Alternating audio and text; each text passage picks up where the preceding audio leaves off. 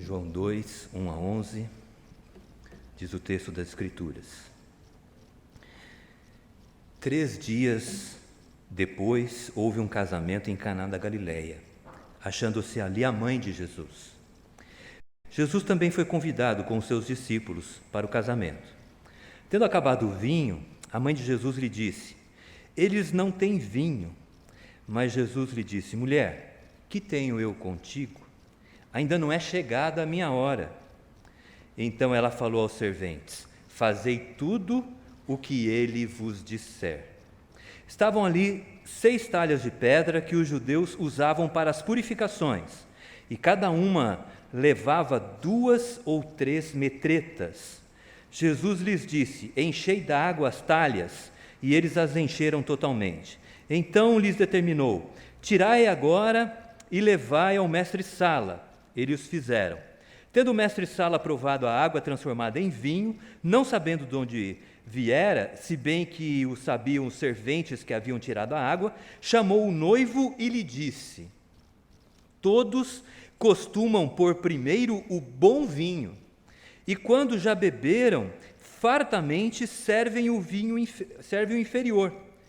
Tu, porém, guardaste o bom vinho até agora. Com este, deu Jesus princípio a seus sinais em Caná da Galileia. Manifestou a sua glória, e os seus discípulos creram nele. Senhor, queremos pedir que, assim como já tens falado conosco, através dos cânticos, através das orações, das leituras da Tua Palavra, queremos te pedir que agora nos fale através da meditação nas Escrituras. Apesar de mim, ó Deus, usa-me para falar de modo simples, claro, de modo que todos nós aqui saiamos iluminados pelo Teu Espírito e desejosos de fazer a Tua vontade, porque nós oramos em nome de Cristo. Amém. A presença de Jesus na festa de casamento revela o quanto o Filho de Deus valorizava essa instituição, quanto Jesus prestigiava e prestigia ainda, obviamente, o casamento, uma instituição que foi criada por Deus e que tem como propósito o auxílio mútuo. O casamento ele é capaz de propiciar a cooperação material e espiritual de um casal. Foi para isso que Deus criou o casamento. Quando lá em Gênesis 2, 24, Deus disse ao homem e à mulher, ou ao homem especificamente: deixe o seu pai e sua mãe e una-se à sua mulher, e vocês dois constituam uma só carne. Quando Deus disse para o homem: deixe seu pai e sua mãe, para a mulher também, a ideia não era unicamente deixá-los de uma forma geográfica, deixar a casa dos pais, mas era deixá-los emocionalmente, para que o casal se unisse. E é muito forte essa palavra lá em Gênesis 2:24, a união, a palavra unir-se lá no Antigo Testamento, significa da ideia de cola. Quando você cola 2 folhas de papel e você vai tentar desgrudar, o que ocorre? Rasga, revelando que a experiência da separação é uma experiência muito dolorosa. E nós, ao invés de julgarmos as pessoas separadas, nós deveríamos orar por elas, pedir a Deus que consolasse seus corações, justamente por ser uma experiência muito difícil. Deixa o homem, seu pai e sua mãe, une-se à sua mulher e os dois se constituem uma só carne, uma instituição divina. Mas desde o movimento iluminista, no século XVIII, o movimento iluminista tinha como mote, digamos assim, valorizar a razão. porém em detrimento da fé. Nós valorizamos a razão. Eu e o pastor Roy, certamente, valorizamos a razão e acreditamos que uma fé saudável, ela favorece o raciocínio, favorece examinarmos bem as coisas para tomarmos as melhores decisões. Mas o movimento iluminista do século XVIII, ele valorizou a razão em detrimento da fé.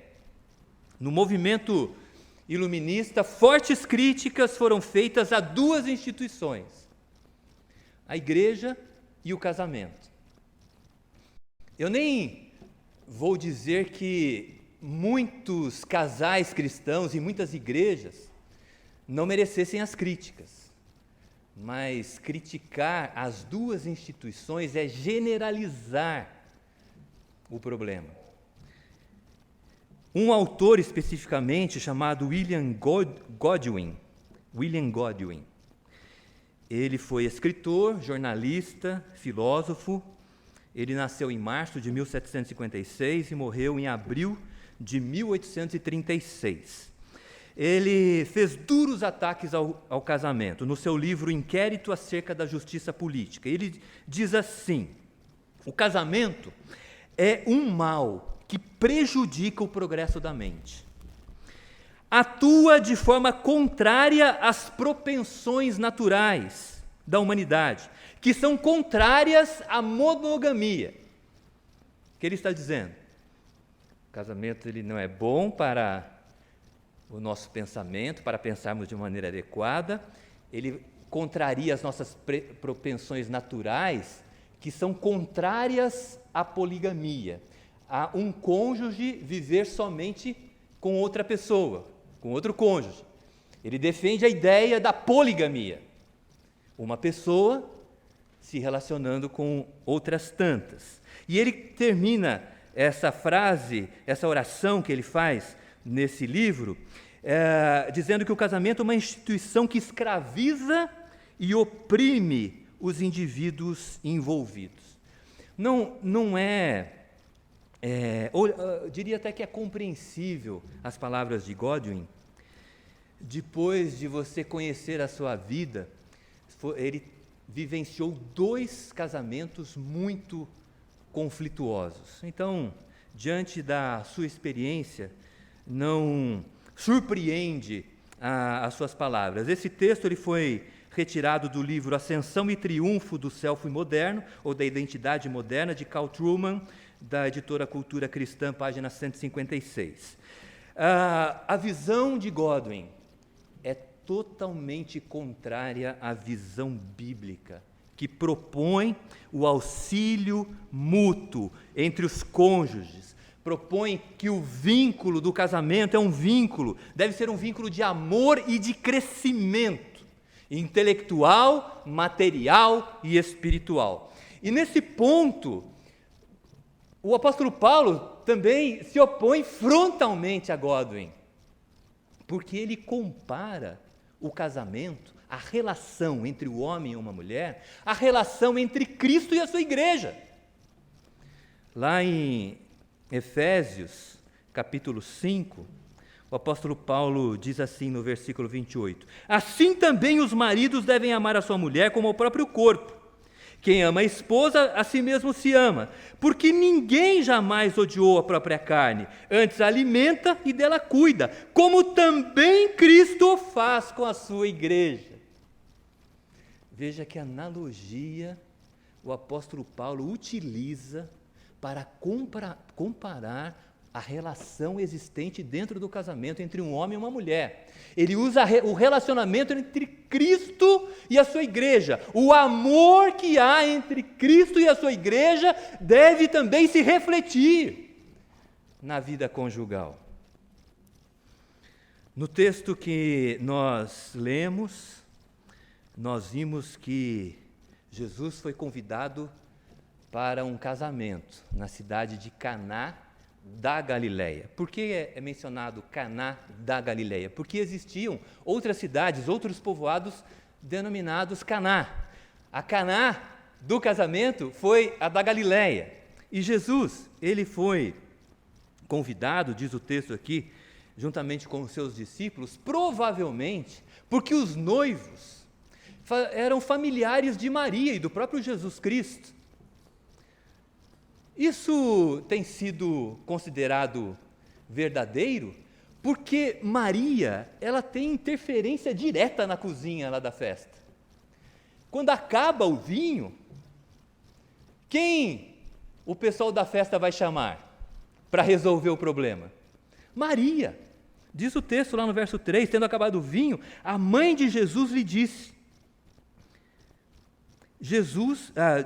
a mãe de Jesus lhe disse, eles não têm mais vinho. Como é que ela recebeu essa informação? Por que ela foi notificada dessa informação? Provavelmente ela fizesse parte da família. E ela levou o problema até Jesus Cristo, que ela sabia ser o Filho de Deus.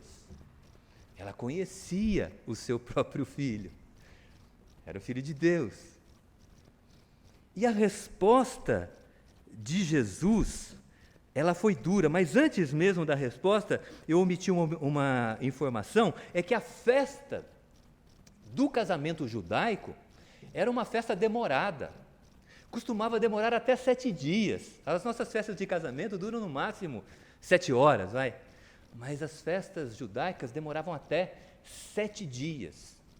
E faltar comida ou bebida na festa causaria um grande constrangimento para os noivos. Marcaria a vida dos noivos nessa sociedade para sempre. Então era um problema sério. E Maria levou essa questão, essa dificuldade, para Jesus Cristo. A resposta de Jesus Cristo aparentemente é dura, e nós vamos entender isso aqui. Diz o verso 4, Jesus respondeu, mulher, que tenho eu contigo? Ainda não é chegada a minha hora. Primeiro, ele trata sua mãe como mulher. Mulher! Então Jesus Cristo, será que ele foi rude? Foi agressivo nas palavras? Não. Esse era um tratamento comum daquela época. Quando Jesus conversou com a mulher samaritana fez uma pergunta a Jesus: onde nós devemos adorar a Deus? Aqui no Monte Gerizim, em Samaria, ou em Jerusalém? A resposta de Jesus, no verso 21, foi assim: mulher, 4:21, podes crer-me que a hora vem, quando nem neste monte, nem em Jerusalém adorareis o Pai. Jesus estava querendo ensinar para ela que o Pai agora estava procurando verdadeiros adoradores, aqueles que o adoram em espírito e em verdade, independentemente de locais. Também, quando Jesus, salvou a mulher adúltera do apedrejamento, depois que os acusadores daquela mulher foram embora, porque eles levaram a mulher para que Jesus decidisse acerca do apedrejamento dela ou não, e a história vocês conhecem, mas quando os acusadores foram embora, diz o texto que Jesus, ele levantou-se e perguntou: mulher, onde estão aqueles teus acusadores? Então veja, o tratamento mulher era um tratamento comum daquela época. E quando Jesus se dirige à sua mãe, referindo-se a ela como mulher, ele estava somente fazendo uso de algo que era comum na época. Agora tem essa frase que é a mais difícil, Diz assim: mulher, que tenho eu contigo? Aí parece que Jesus foi bem agressivo. Não. Para mim é uma questão de tradução. A ideia é assim: mãe, o que eu e você temos a ver com essa situação? O casamento é deles. O casamento é deles. Que tenho eu contigo? A melhor tradução eu penso seja essa: o que eu e tu temos a ver com esse problema? E aí ele complementa: ainda não é chegada a minha hora. Essa expressão aqui é importante. Ainda não é chegada a minha hora. O que quer dizer essa expressão? Ainda não é chegada a minha hora. Não chegou a hora de eu ser levantado ainda na cruz. Não chegou o momento de eu ser crucificado. Não está na hora de eu aparecer muito assim, é necessário ser mais discreto. Na verdade, alguns dizem que essa expressão é uma expressão técnica, porque ela aparece repetida nos evangelhos, no Evangelho de João, várias vezes. Lá em 7,6, por exemplo, capítulo 7, verso 6, quando os irmãos de Jesus disseram a ele: olha, você não vai subir na festa dos tabernáculos, quem há que, realizando os sinais que você realiza, se oculta da maneira como você faz? E ele respondeu aos seus irmãos em capítulo 7, verso 6, o meu tempo, a minha hora ainda não chegou. A minha hora, o meu tempo ainda não chegou. No texto da liturgia do culto, nós vimos Maria, irmã de Lázaro, e Marta, ungindo, lavando os pés de Jesus com perfume, e depois enxugando os seus pés com os seus próprios cabelos. O texto, você deve se lembrar, menciona que Judas fez uma observação, né? Para que gastar tanto dinheiro assim? Mas Jesus respondeu que isso era necessário em função do seu embalsamento que ocorreria em breve. E no capítulo 12, verso 23, ele diz assim: é chegada a hora de ser glorificado o Filho do Homem. Então, naquele momento não era chegada a hora ainda. Mas depois que Maria lavou os pés de Jesus, preparando-o para o seu embalsamento, já estava chegando a hora de Jesus ser levantado na cruz para perdão dos nossos pecados. Tanto é assim, tanto Jesus não foi agressivo, tanto Jesus conversou com a sua mãe de uma forma natural, que a própria Maria responde no verso 5, diz aos serventes, aos empregados da festa: fazei tudo o que ele vos disser. Se Jesus tivesse sido grosso com ela, agressivo, ela responderia dessa maneira: olha, empregados, por favor, façam tudo o que ele vos disser. Porque ela entendeu perfeitamente tudo o que Jesus disse. Ela confiou em Jesus. E nesse aspecto, eu diria, nós devemos ser como Maria. Nós devemos ser marianos. Sabe por quê? Seguindo o que ela disse: fazei tudo o que ele vos disser. Na nossa vida, nós devemos procurar fazer tudo o que Jesus nos ensina na sua palavra. Seremos bem-sucedidos dessa forma, mesmo enfrentando lutas, mesmo enfrentando problemas. Deus nos fará bem-sucedidos se fizermos tudo o que Jesus nos manda. Bom, Jesus, ele manda encher 7 talhas de pedra que havia lá no local, 7 talhas usadas, segundo o texto, para purificação. Por ser um contexto de casamento, certamente essas talhas eram usadas para lavagem de mãos, tá? Não era nenhum motivo, não acredito que seja algum motivo religioso. Essas talhas, elas tinham uma capacidade. O texto diz aqui, 2 ou 3 metretas. Algumas talhas eram de 2 metretas, outras talhas de 3 metretas. Uma metreta equivalia a 40 litros. Portanto, uma talha de 2 metretas equivaleria a 80 litros de água. Outra talha de 3 metretas equivaleria a 120 litros de água. Considerando, havia 6 talhas, que, vamos supor, 3 talhas eram de 2 metretas, outras 3 de 3 metretas. As de 2 metretas, 3 talhas, 80 litros vezes 3, 240. As outras 3 talhas de 3 metretas, 120 litros vezes 3, 360. 360 mais 240, provavelmente 600 litros de água.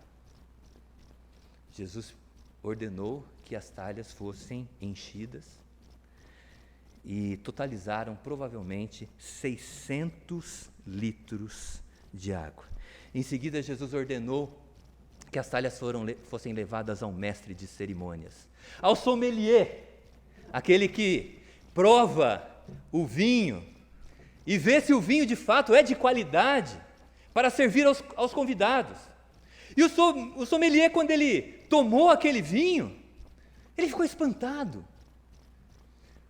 Ele chamou o noivo e disse: mas, normalmente, nas festas, se serve primeiro o melhor vinho. E agora você está servindo um vinho infinitamente superior ao que você já serviu. Jesus realizou um milagre que muitas vezes nós não valorizamos, nós não percebemos. O que aconteceu aqui é a verdadeira transubstanciação. Uma substância se transformando em outra. Porque água, você conhece a fórmula da água. Nós já estudamos lá no ensino fundamental, no ensino médio. A fórmula da água é H2O.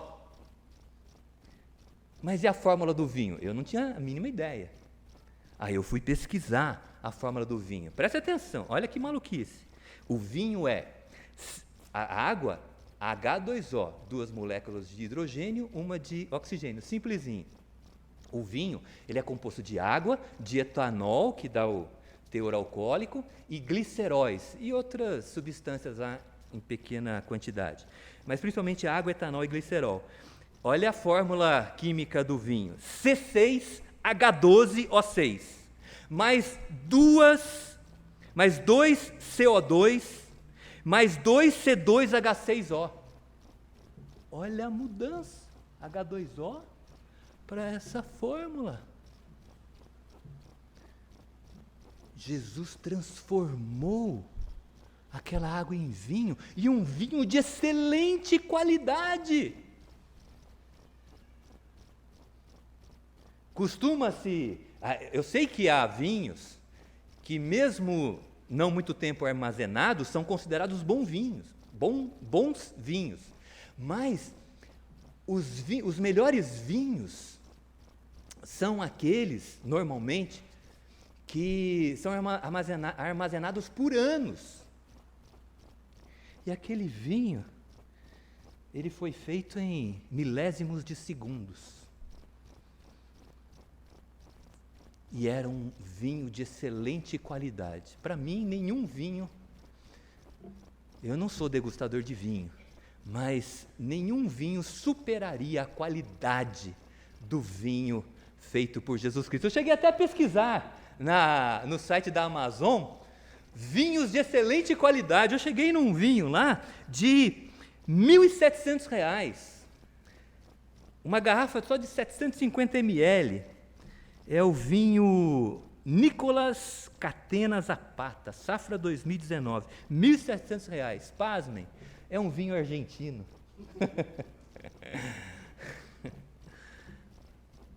Naquela pesquisa que eu fiz, foi o vinho mais caro.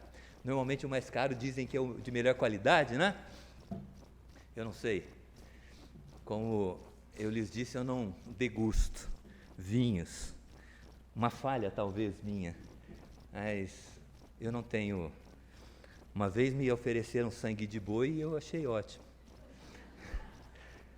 Aliás, um almoço inesquecível na casa de um presbítero, em que ele fez uma macarronada com molho de linguiça, molho de tomate e linguiça, um queijo ralado por cima muito gostoso e uma salada de tomate, cebola e alface. Eu achei maravilhosa a comida. E ele me colocou um cálice de vinho. E depois, quando ele colocava, eu vi que se tratava do famoso sang de boi, o sangue de boi. Né? Então, eu adorei. Eu não entendo.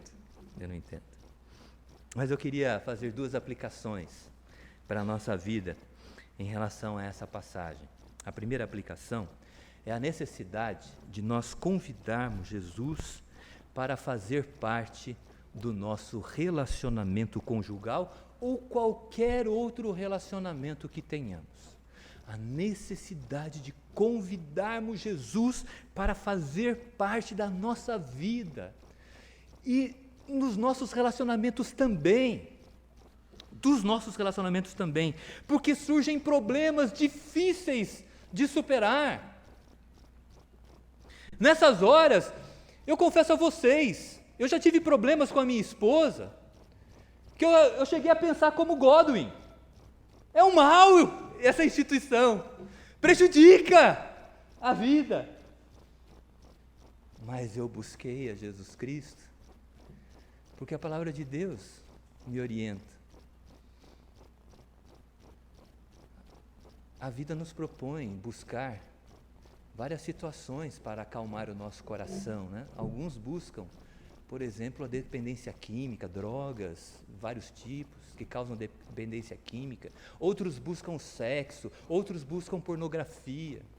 Mas a Bíblia insiste conosco de que nos momentos de dificuldade, nós que somos cristãos, nós precisamos buscar Jesus, buscar a Deus, orar. Senhor, eu não entendo o que está acontecendo, olha, muito complicado tudo isso para mim. Tem misericórdia do nosso relacionamento, tem misericórdia da nossa vida. E quando eu olho para o lado, assim, a vida vai seguindo, né? Passam as horas e quando eu percebo, Jesus começa a atuar, começa a nos aproximar.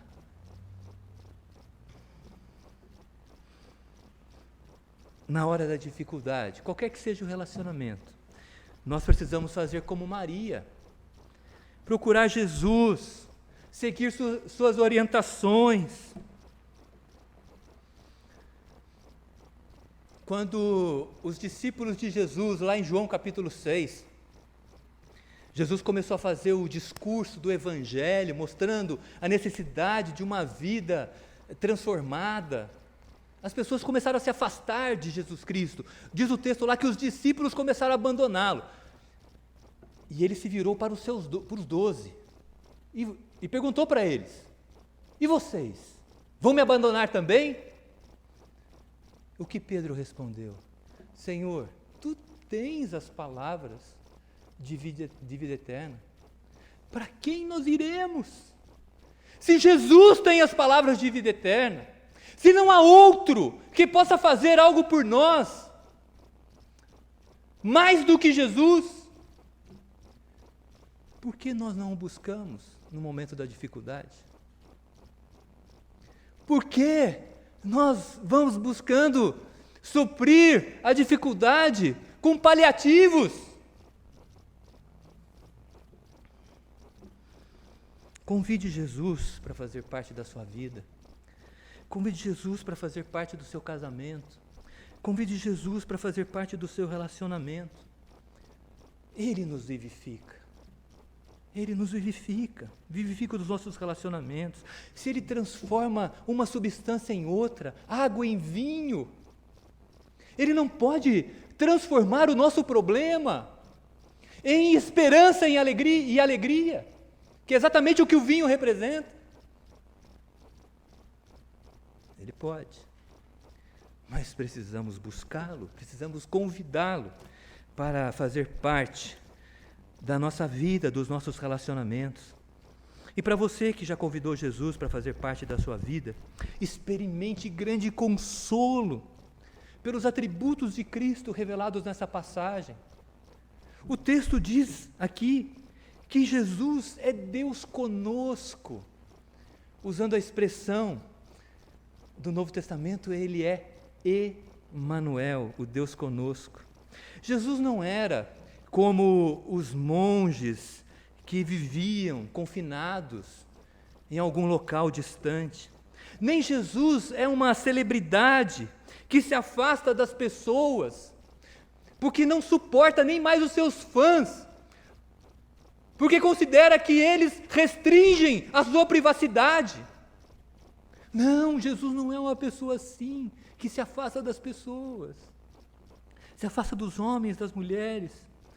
Ao contrário, Jesus ele demonstrou que era um homem que participava dos encontros comuns da vida, casamentos, festas judaicas, ele ia para a sinagoga. Jesus também esteve sempre ao lado dos seus amigos no momento da dificuldade. Jesus chama os seus discípulos de amigos, quando faz a oração sacerdotal em João capítulo 17. Nós somos amigos, nós que estamos em Cristo, somos amigos dele. E Jesus, ele se preocupa com seus amigos. Quando Lázaro morreu, ele foi ao encontro de Marta e Maria e ressuscitou o seu amigo para elas. Quando Pedro o negou, dizendo que jamais o negaria, todos podem te abandonar, eu jamais farei isso. Jesus disse: Pedro, antes que o galo cante, você vai me negar 3 vezes. Pedro fez isso, mas Jesus o desprezou? Não, era seu amigo. João 21 diz que Jesus restaurou o coração de Pedro e disse: Pedro, tu me amas? Depois de uma pesca maravilhosa, que ele orientou aqueles que estavam pescando, alguns discípulos que estavam pescando, a lançarem a rede em determinado local, eles lançaram, trouxeram muitos peixes, a rede estava para romper, tantos peixes que havia na rede. E João disse para Pedro: olha, é o mestre que está aí, está na praia, é o mestre. E quando eles se aproximaram, Jesus disse para Pedro: Pedro, tu me amas? Pedro respondeu: tu sabes que te amo, pastoreia minhas ovelhas. Pedro, tu me amas? Senhor, eu amo, pastoreia minhas ovelhas. Pedro, tu me amas? Senhor, mas por que tudo isso? Tu sabes que eu te amo, então pastoreia minhas ovelhas. 3 vezes Pedro o negou. 3 vezes Jesus fez a pergunta, para que Pedro tivesse a certeza de que fora restaurado pelo Senhor. Jesus é Deus conosco, Ele não nos abandona, Ele cuida de nós. Ah, mas você pode dizer assim: Ele morreu, Ele ressuscitou, ascendeu aos céus, mas Ele disse para os seus discípulos: não os deixarei órfãos. E enviou o Espírito Santo, que habita em nós. E o Espírito Santo nos faz lembrar aquilo que Jesus Cristo ensinou, e nos faz também glorificar Jesus Cristo na nossa vida. Jesus é Emmanuel, Jesus é Deus conosco. Devemos nos consolar nessas verdades. E por fim, Jesus ele é todo poderoso, como diz o texto, Usando o título de Deus lá no Antigo Testamento, Jesus é o El Shaddai, Deus Todo-Poderoso. Ele transformou a água em vinho e resolveu o problema dos noivos.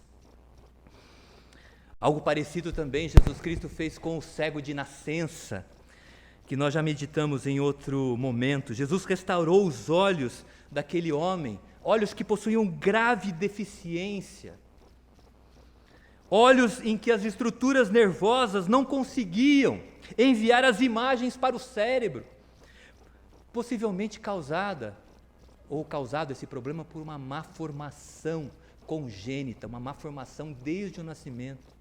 Assim como Jesus transformou a substância da água para o vinho, Jesus restaurou a visão daquele cego de nascença. Jesus é o El Shaddai, Jesus é o Todo-Poderoso. Usando expressões lá da teologia, ele é Emmanuel e El Shaddai, ou seja, ele é imanente, ele é Emmanuel, ele se faz presente na nossa vida. Mas ele também é todo-poderoso, é o Shaddai, é o transcendente, aquele que pode fazer as coisas que nós não conseguimos fazer. Por isso eu quero encerrar esta meditação convidando a todos, e ao meu coração também, a mim também, para que quando nós enfrentarmos lutas, as lutas da vida, lembremos, Jesus ele se faz presente, ele é poderoso. E o escritor aos Hebreus, ele nos diz exatamente isso, que em função de Jesus ser o que ele é, nós devemos buscá-lo no momento da dificuldade. Hebreus 4,16 diz assim, preste atenção, depois você procura na Bíblia. Acheguemo-nos, portanto, confiadamente ao trono da graça, a fim de recebermos misericórdia e acharmos graça para socorro em ocasião oportuna. Convide Jesus para fazer parte da sua vida. Convide Jesus para fazer parte dos seus relacionamentos. Entregue a Ele o seu problema. Ele se preocupa com você, Ele cuida. E Ele tem poder para restaurar.